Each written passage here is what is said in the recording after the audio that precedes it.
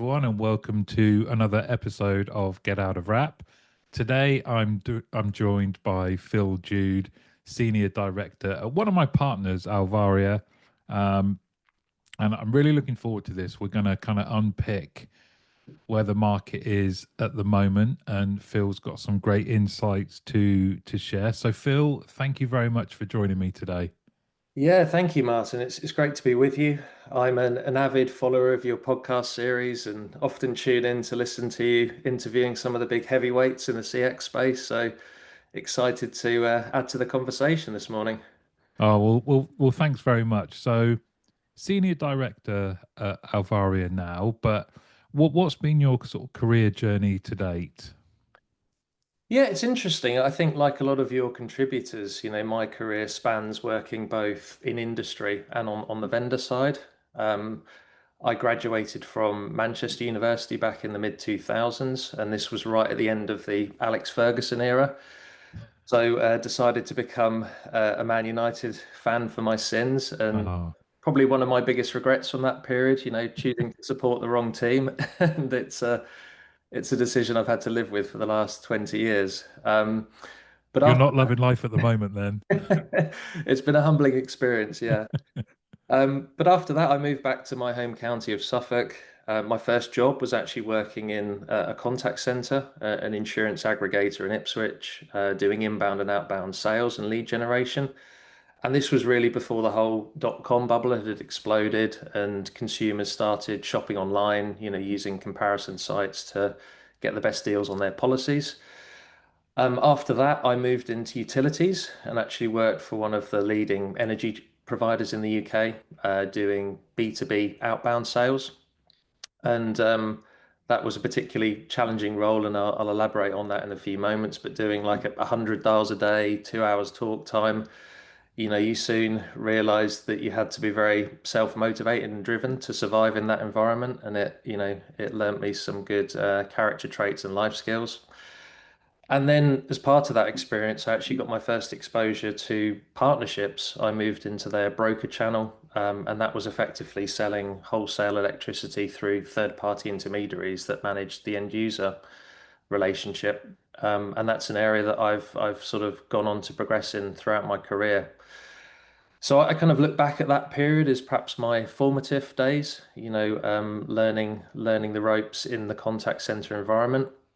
It equipped me with some really good skills, from a character trait perspective. You had to become very resilient to survive in that environment. It helped me develop soft skills, being able to communicate and engage with a wide demographic of people, rapport building, and developing commonality, the sort of things that stand you in good stead for later life. And then on the sales side, the ability to do negotiation, objection handling, again, some of those good skills that kind of prepare you for whatever life may throw at you later on. So for, I suppose, anyone tuning in that's looking to explore a career in contact center or CX, I think there's some great things that can be learned from those sort of foundational years working in a contact center. For me now, selling into those environments, it gives me great perspective, having been an agent, understanding what the role entails, having to navigate between different systems and understanding that, even really small marginal gains can vastly increase your ability to offer great customer service and improve employee experience as part of those roles as well. It's so funny that we've had very similar backgrounds. That my first role in the industry, again after leaving uni, was in outbound sales. So I 100% concur with everything you've said. And you know, I've mentioned it before, but Stephen Bartlett, Diary of a CEO, spent his formative years as an outbound agent, and all of those different traits and skills that you've just mentioned, he talks about as well as being so helpful for him now later on in life. I imagine you were pretty good. Well, I think I wouldn't say I worked the system, but I soon realized what you had to do to be successful in that environment. So going back to my first job in the insurance sector, we had these big wall boards in the office. There was no kind of hiding away from it. It showcased who was the sort of top agents and who were who were named and shamed who were underperforming against their peers. And I'm not sure you'd be able to get away with that anymore. But it was plastered everywhere. You Mm, couldn't hide from it. And I think very quickly you learned how to get on in that space. For me, I've always been someone that's had to prepare. And as part of that, working on a sort of script or, an elevator pitch and really honing and tuning to that. As part of my, one-to-ones and appraisals, I would sit down and listen to recordings of some of the most successful people in that environment and start to pull in some of the skills and some of the messaging and proposition information that they were using. So I wouldn't say I was the most naturally gifted, but I learned very quickly from others around me, from having good people around me, and managed to sort of mold my own style over time, which allowed me to succeed in that space. those wallboards were very much like the Premier League table now. Yeah, You, yeah, the first thing you looked at when you came in, where am I? Where am I? I yeah, do not want to be in the relegation spots. indeed. Yeah, yeah, no hiding from it. And it's funny, isn't it, that you really then started as an outbound agent and now at Alvaria that we've worked together on a myth busting white paper that how outbound has evolved into proactive customer contact. I'm a huge advocate and believer that getting proactive customer contact right is the secret to CX both now and in the future. But it must be. Does it feel good to now be part of what Alvaria are doing? It does, yes. So I suppose just coming on to my most recent experience, Mm, for the last 12 or so years, I've been in software and technology. The majority of that has been working in and around the contact center environment. I've worked for a number of different businesses from sort of startup through to scale up through to full maturity. And it's great to sort of take on board a lot of those experiences, and it's helped me to have a well-rounded view of how to be successful in the market. I think from my perspective now, working in channels and partnerships, I've got some great understanding of how to sort of build out a go-to-market strategy, a territory plan, how to onboard partners, which fundamentally help you scale your business and revenues into different markets. The rationale is really simple. For a lot of organizations, the big cost of sale is obviously people, right? Hiring mm, talent, moving into new territories. There's a lot of considerations there, setting up legal entities, having support and HR and boots on the ground and office space and infrastructure. So for me, when I got into the industry, it was very much when we were seeing the growth of partnerships and integrations as the core primary route to market. It's an area that I know well now, and I'm applying those skills in my current role at Alvaria. But you're absolutely right. It feels like we're at a very interesting inflection point in the industry at the moment. Over the last 10 years or so, we've seen huge transformation, and it's kind of stating the obvious, right? But for the last 2 or so years, consumers have been caught up in this kind of AI bubble.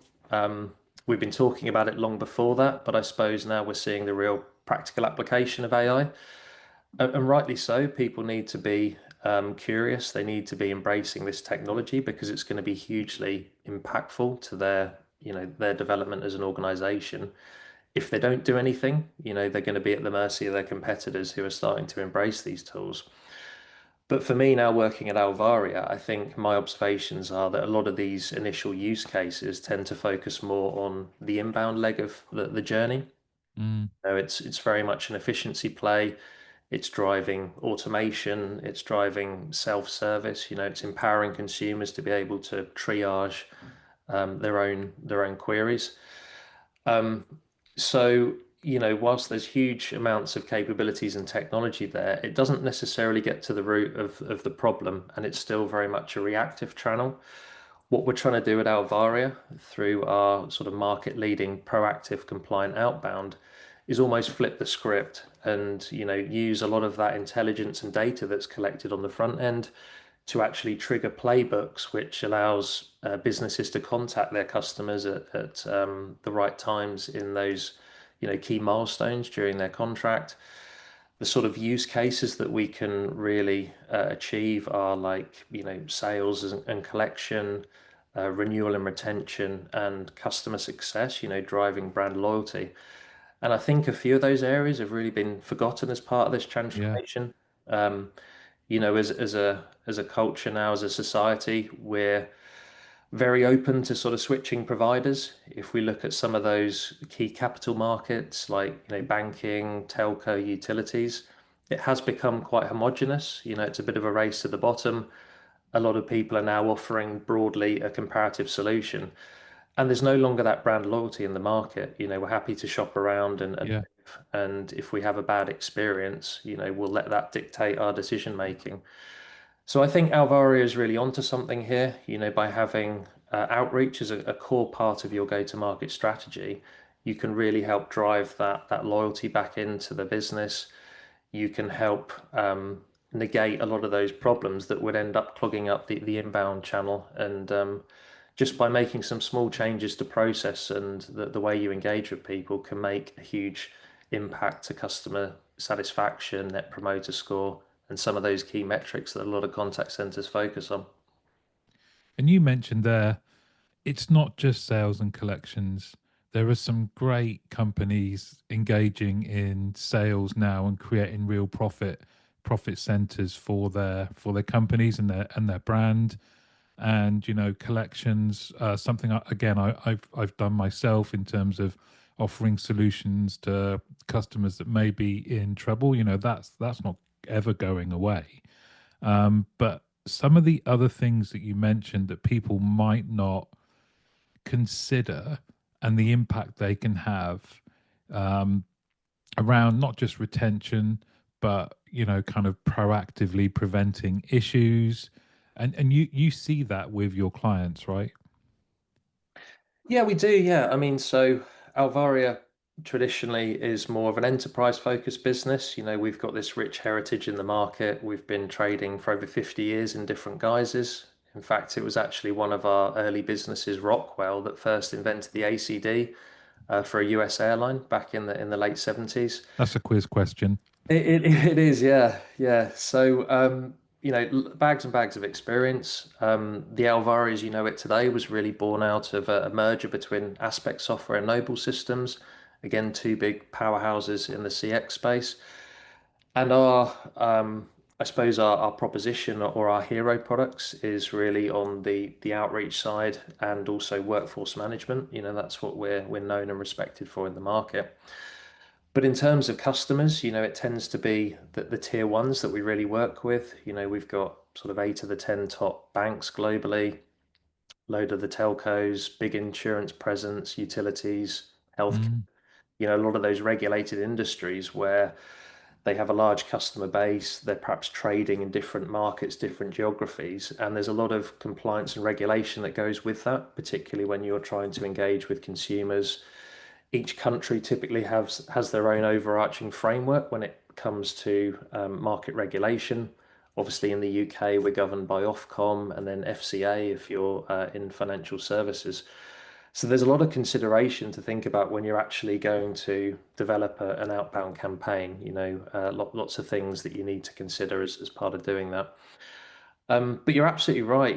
The way that we measure the success is in terms of, some of those efficiencies that are gained as part of that. You're absolutely right. Outbound is typically a revenue center and can help, drive sales and cross-sell activity. For a lot of businesses, debt collection and delinquency has been a real challenge in recent times, with the sort of macroeconomic situation, inflation spiking. We all feel a bit poorer than we mm, used to a few years ago. But the last thing these organizations want to do is actually put a black smudge against someone because they're missing out then on a lifetime of insurance policies, mm. mortgages, investments, so on and so forth. So the preferred route, rather than selling off the debt to an agency, is to actually resolve that, to agree a payment plan, and to help support consumers go through that challenging period. And that's where our tools are really compelling. You tend to find a lot of consumers are perhaps slightly embarrassed about maybe going into debt. They don't necessarily want to speak to someone. It may be easier to actually contact them via SMS or email rather than voice so that they can engage with you in a time that suits them and a channel that suits them as well. So this is, some really live use cases of how organizations are sort of leveraging our platform to understand the best time to contact people and the preferred channel or medium of their choice as well to expedite that resolution. And for some of the not sales, not collections, but you've got some of the sort of CX activity. You mentioned there how people can positively influence customer satisfaction metrics like CSAT and NPS, and that really is kind of talking them through where they're at with their relationship with the company, what's coming up next, some of those milestones you mentioned. How easy is it for people to start looking at their customer journey and thinking, right, some proactive contact here, and it doesn't necessarily need to be a call, like you said, but some proactive contact here is gonna really help the customer. Let's do that, so they don't then have to contact us later on and maybe sit in the IVR, get bounced around. Because you mentioned something earlier, which I think is really key, is we've never had more data, richer data available to us about our customers and how they behave in relation to what we're doing. But it's still it's still a minority of people that are using that to generate proactive contact. Yeah, I think you're right. I mean, just sort of taking a step back and reflecting, when I moved into the space sort of 10, 12 years ago, there was still a huge dominance by the big contact center infrastructure providers, the likes of Avaya, Genesis, Cisco, Mitel, Enghouse. Um, and these were very capable platforms. They offered a lot of features and functionality, but they also had a lot of constraints, right? And one of the gaps was really around integration, the Hmm. ability to actually have that seamless data transfer between a CRM, to your point, so that they can actually really properly harness those insights. Now, today, we fast forward the clock. I mean, that's almost table stakes, right? As part of any contact center or CCaaS deployment, you would expect that there's a really seamless integration into a CRM. But, back then it was only customers with the biggest budgets or the most resource that could do that. These projects were very heavy on capital expenditure. There was a lot of infrastructure. You needed a whole team of engineers to support and maintain these. And simple changes such as, IVR routing options, menus, was actually a sort of long turnaround. There was professional services involved. And today we think nothing of it, right? You log into the portal, you toggle a couple of buttons. These platforms are built on no code and low code technology, which makes it really easy for administrators to make simple changes. But back to the data point, I think now we're at a point where, we've got all this intelligence, AI doing a lot of the work for us. Again, we're seeing the practical application of AI flow down and become part of the DNA as part of a lot of these modern CCaaS platforms. And that gives us a huge opportunity to take those insights, take those sentiments and feedback and summaries from those touch points and actually use that to trigger an outbound playbook, which would start to again sort of address the problem that consumers have. So really get to the root cause. Ultimately, we're still a sociable society, right? We like engaging with people. I think, there's an inherent trust that you get by actually talking to someone Yeah. over the phone.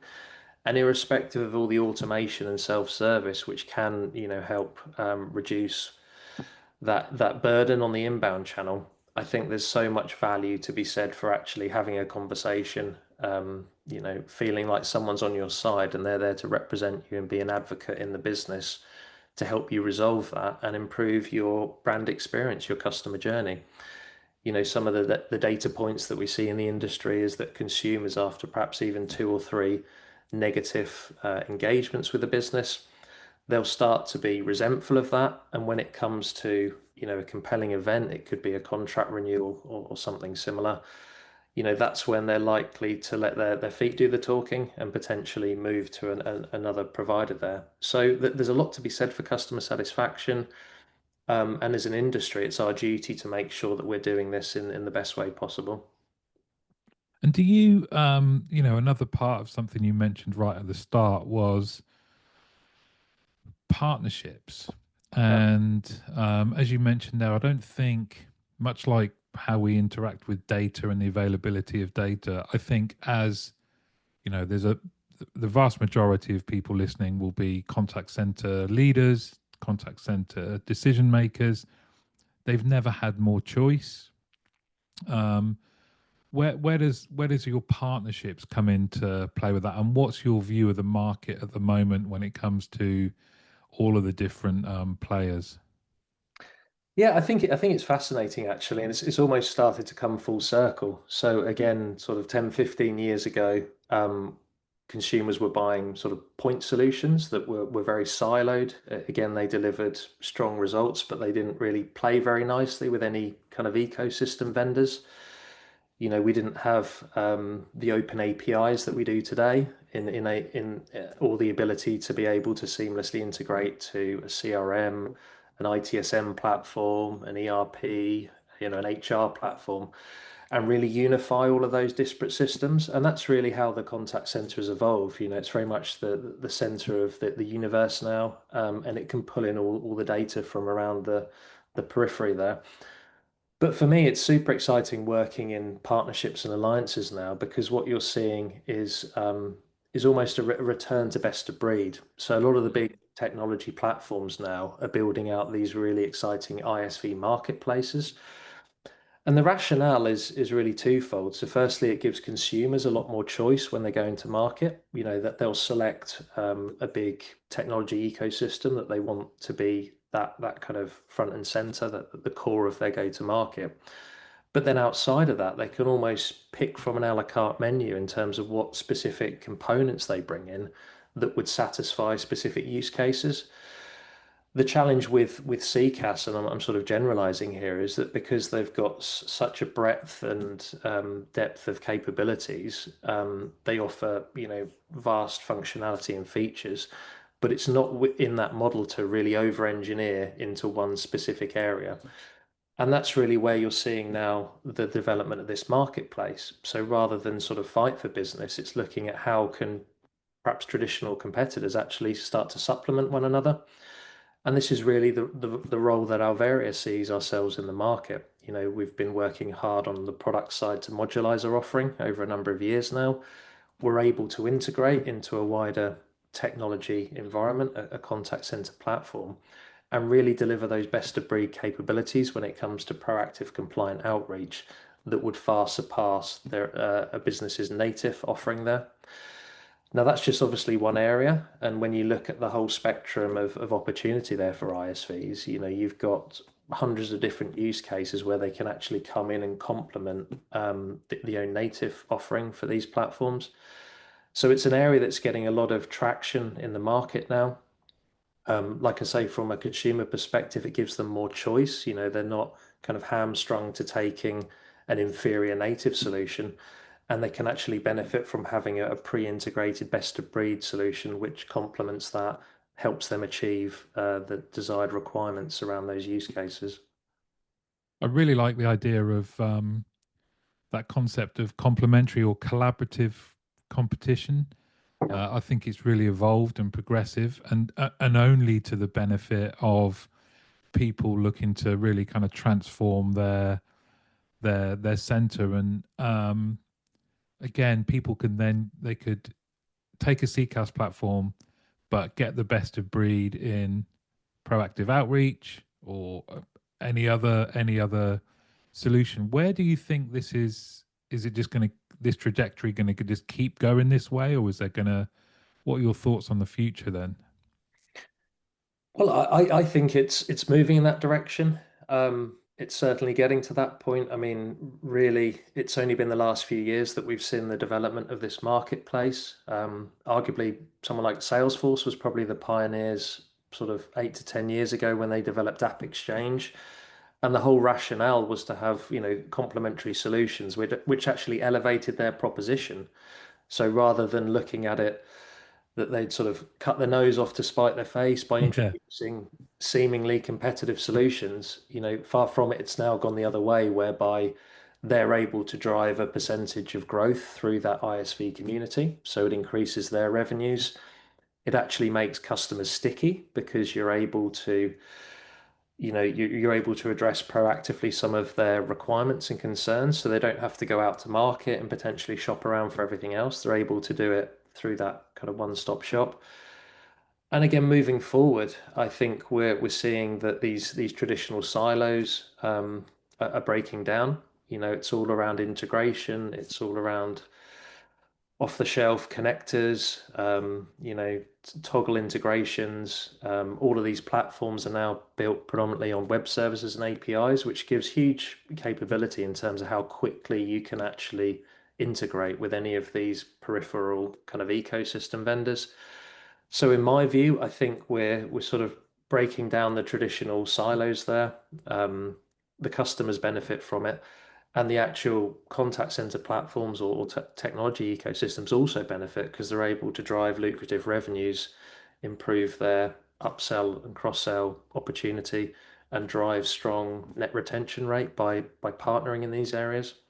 So I think, going forward, we'll only probably see an increase in the acceleration of these marketplaces. And it must be good for people that they're not constricted now.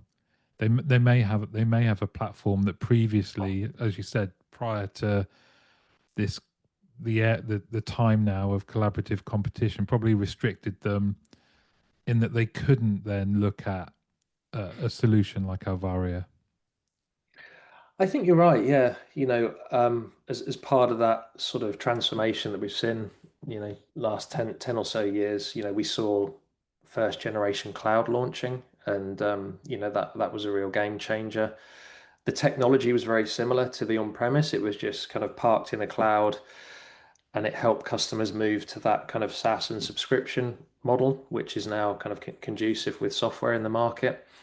It helped organizations de-risk themselves, so they no longer had to invest in all of this on-premise infrastructure.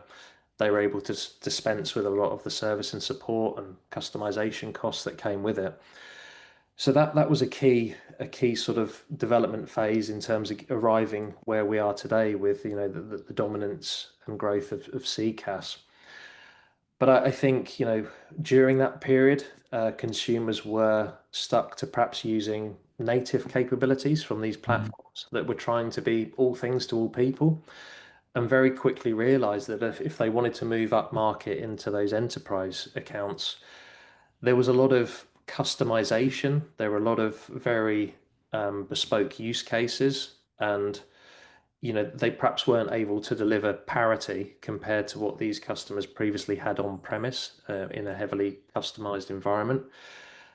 So this whole thought process, this kind of evolution of the development of contact center has now brought us to where we are today, where it's imperative for these platforms to actually integrate with some of these exciting technologies, not because they can't do it themselves, or they can do it themselves to a degree, but to really get to where they want to in the market, to start winning these large tier one organizations.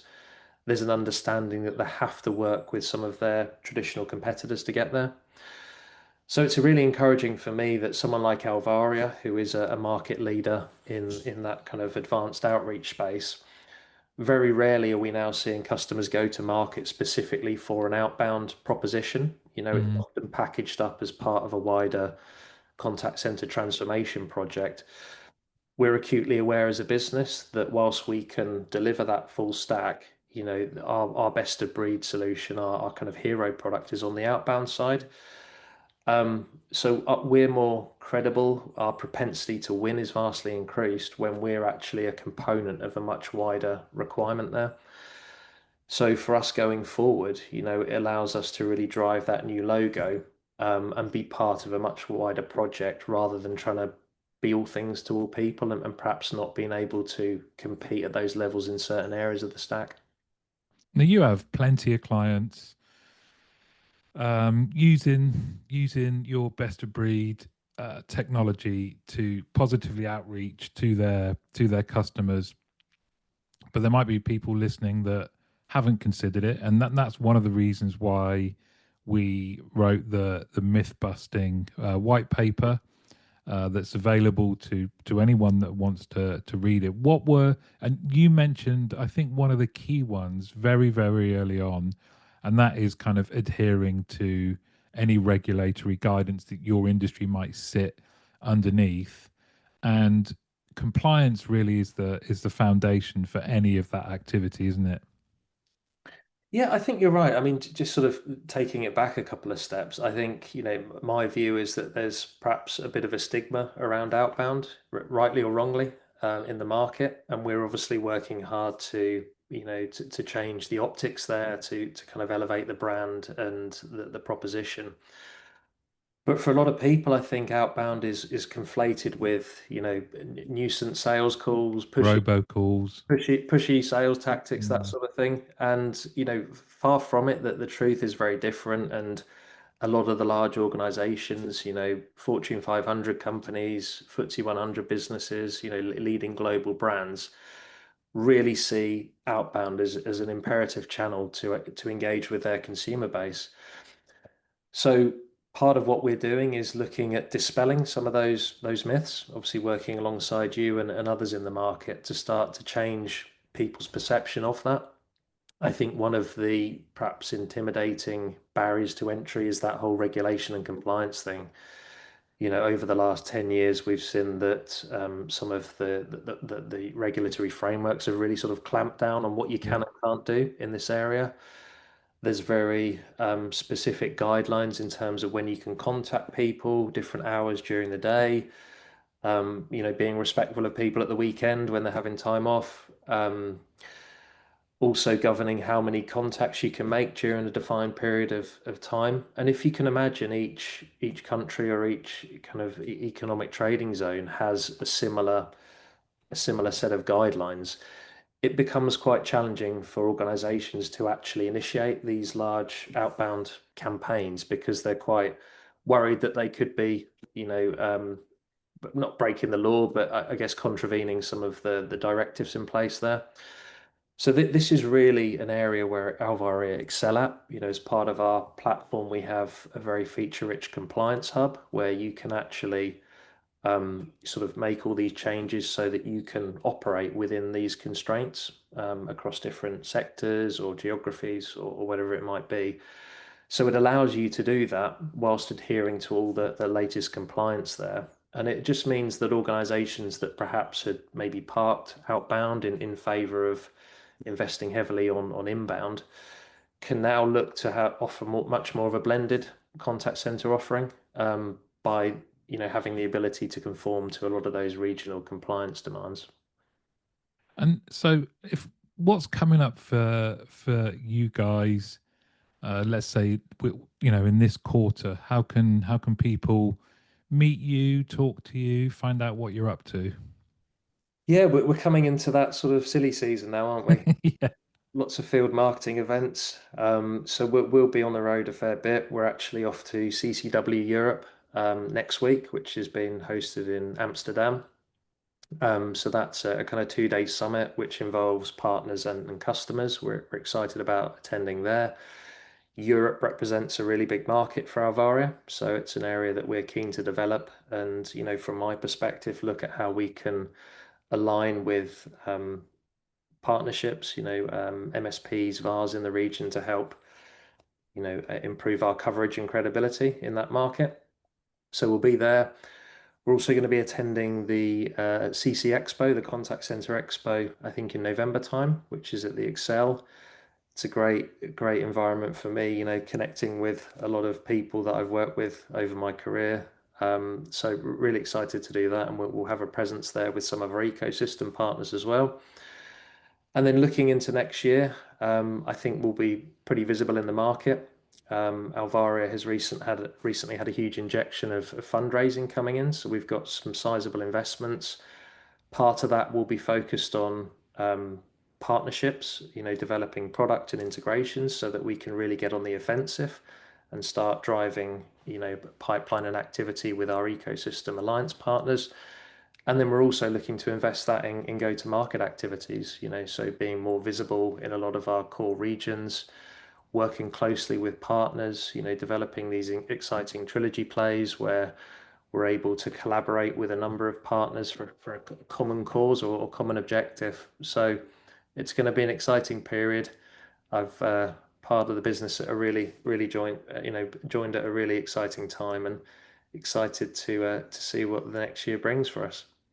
And I will be with you for at least some of the 2 days at the expo. And like you, I just think it's such a CC Expo that is. Unfortunately, I'm not joining you in Amsterdam, but that's probably a good thing. Yeah.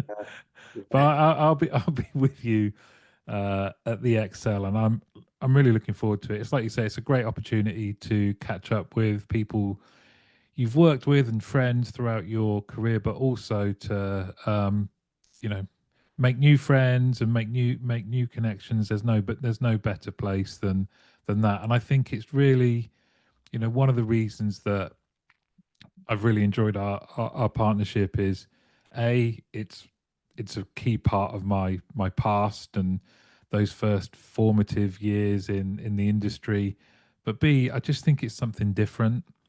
I just think it is. I'm a huge advocate and exponent of AI. I think it's great. Our industry is at the forefront of its application. We should rightly shout about that. But there's so much of the same. It's great to see how outbound has evolved and that you guys are leading that charge because it can make such a positive difference to customers. We've all shared, and I've got to hear from you guys about those key moments where customers' time is being saved. They don't have to go through the frustrations of inbound. They're getting things done, or their problems are being solved before they even knew they had them. I think you're right. Yeah, it's definitely an area that I think will come into focus if it isn't already. I think it's incumbent on us as thought leaders and vendors in the space to help with that messaging and to help break down some of those barriers to entry. And what we're doing on the product and alliances side will also make it more accessible to perhaps smaller or mid-market customers that don't, again, have the resource or budgets to perhaps go out to market for these specific solutions. So, by modularizing our offering, by integrating into other CCaaS platforms, it removes that barrier to entry and it allows us all to sort of come down market so that smaller organizations can benefit from these best of breed tools whilst allowing larger organizations to continue to operate in that compliant manner. So I think that's something that you'll see over the next year or so. Accessibility improving, removing those barriers for organizations that perhaps didn't have the inclination or the budget to really go out and do this area justice. Bill, thanks so much for joining. Can we talk about Man United now? No, we'll have to save that for the next the next podcast. But we can, well, I'll give you 30 seconds on it, Mark. Come on. I'll, So st- you can I just get this right? Okay. You started following them at the tail end of their glory days. yeah, I wouldn't say I'm a fickle fan, but the closest kind of conurbation to where I am in Suffolk is Ipswich. So I have kind of dual allegiance to Ipswich Town, the Tractor Oh, Boys, you're changing your tune now. and Man United. But both my teams are in the doldrums at the moment. So Ipswich obviously got promotion for two successive seasons, and we're in the Premier League last year. And then unfortunately didn't have a very strong performance, so they're now gone back down. And yeah, Man United have obviously not been performing at the levels that we would hope. So yeah, it's a difficult one. Um, I'm not sure we'll be able to find a solution today necessarily, but I think Well, I have got a solution for you. yeah, You could come and support Tottenham. yeah, I could do that. Yeah, yeah. And I mean, look, that's a frustration, right? Because I think when Amaran was selected as the the suitable replacement to Ten Hag, there was a lot of people, a lot of candidates on the table, and I think one of them was Thomas Frank. Someone that was battle hardened in the Premiership. Played an exciting style of football. So I do look back, and it does feel like there's many missed opportunities. Um, but you can only work with the data and intelligence that you've got at the time, right? So yeah, I don't know where it will go, but I feel like we've got to stick with this guy for a bit longer. Yeah, I agree. I quite like him. But listen, I'm certainly not in a position to crow. Um, that even with Thomas Frank, there's one thing that a lifetime of supporting Tottenham has, enjoy the good moments. They're few and far between, and just kind of grit your teeth and try and get through most of everything else. Yeah, yeah, no, it's fun being a football supporter. Yeah, but anyway, I'm kind of pivot. I didn't tell you, but I was a good amateur player. But now I've kind of hung up my boots and are pivoting to golf at the moment, Oh, which is really? challenging. Yeah, and it's just having the time really to hone your skills. And I didn't play all that much as a young player. So, but I'm really enjoying it at the moment. I watched the Ryder Cup over the Oh, it weekend. was amazing. I'm very excited about that. So, that's starting to take a bit more of my focus. It was amazing, but some of that. Let's just hope that behaviour of the fans isn't repeated because it's in Ireland, I think, next, isn't it? Yeah, be great to be there, wouldn't it? We'll see if we can make our millions over the next 2 years and go and join the golf circuit and Hold watch on, I thought you were going to say that maybe you'd qualify as a player. Possibly. Yeah, we'll hold out some hope for that. Are you a bandit, Phil? I'm very good at team play. So, if we're playing like Texas Scramble and I've got others around me, it helps improve me. I'm very wildly erratic. I'll hit one drive which goes sort of 250, 300 yards, and then the next one goes 5 yards into the bush. So I think if I'm playing in that team format, I'm a bit of a wild card and can be seen as a bit of a bandit. But if it's just me against someone else, then yeah, I'm way beyond 30 handicap. So yeah, I haven't played consistently for years, but there was a time when me, my boss, and two of my peers, all in a contact center for a bank, he would allow us to start a bit later on a Friday, and we'd go and play 9 holes at a course. At the time we were working in Slough, so it was not too far from there. And he said I was. He coined a phrase I'd never heard before, but he said I was an army golfer. Left, right, left, right. yeah, But my view was always I got more value for my money. I saw far more of the course, yeah, some bits that weren't even technically part of the course. It took me longer. yeah. I can definitely sympathize with that. Yeah, Well, Phil, thanks very much. For everyone listening, please do connect with Phil, get in touch with him, whether that's for the white paper or just to talk about partnerships, channels, dispelling some of those myths and what's possible with Alvaria. Maybe catch up with Phil in Amsterdam, if not London Excel in November, the 19th and 20th. I'll be there as well. No golf or football, unfortunately, but I'm sure we'll have fun. well, But absolutely. Phil, thank you very much for coming on.